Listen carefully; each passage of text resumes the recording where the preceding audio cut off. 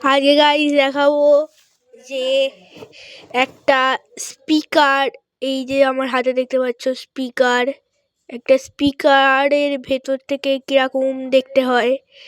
আর একে আমি পুরো আপনাদের জন্য এইখান থেকে কেটে পুরো দেখাবো আপনাদেরকে, তো ভিডিও দেখতে থাকুন। এরপরে গাইস আমরা এই পাশ বরাবর দিয়ে ছুরি দিয়ে হালকা হালকা ভাবে কেটে নেব।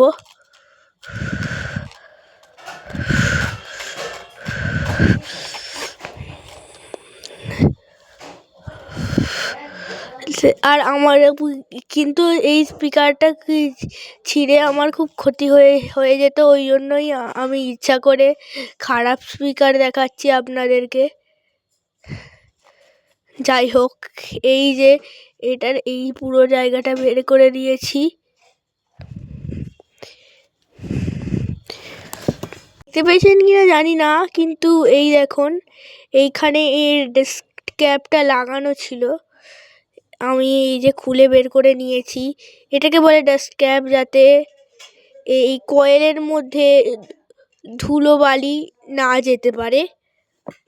তো এর ওপরের অংশটা এবারে ছিঁড়ে নেব। দেখুন গাইস, পুরো ছিঁড়ে নিয়েছি।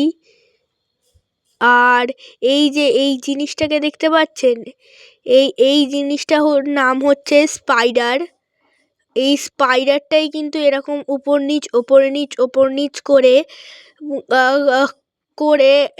কয়েলটাকে হাই ফ্রিকোয়েন্সি বানাতে সাহায্য করে। আর এইটা হচ্ছে কয়েল। আপাতত তো এটা 3 ওয়ার্ডের একটা স্পিকার ছিল। আর এইখান দিয়ে তো দেখতেই পাচ্ছ।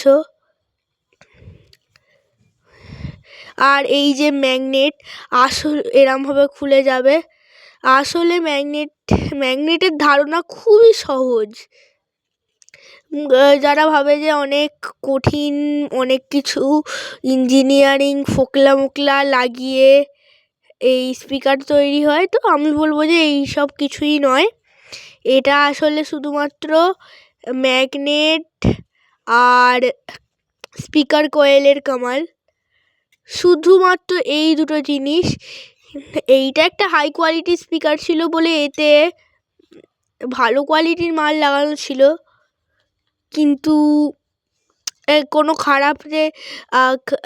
খারাপ কোয়ালিটির যদি নর্মাল লোকাল কোয়ালিটির যদি ধরো কোনো স্পিকার আপনারা কিনলেন, সেই স্পিকারে কিন্তু এত ভালো রকমের ম্যাগনেট বা কয়েল পাবে না, বেসও ভালোভাবে দেবে না, আর কিছুদিন পরে খারাপও হয়ে যাবে তাড়াতাড়ি। তো আমি তো বলবো যে 50-60 টাকা দিয়ে ছোট কোনো স্পিকার না কিনে পার্মানেন্টলি রাখার জন্য এরকম কোনো স্পিকার কিনে নেওয়াটাই বেস্ট। আজকের জন্য এইটুকুই, দেখা হচ্ছে পরের কোনো ভিডিওতে, ততক্ষণের জন্য বাই।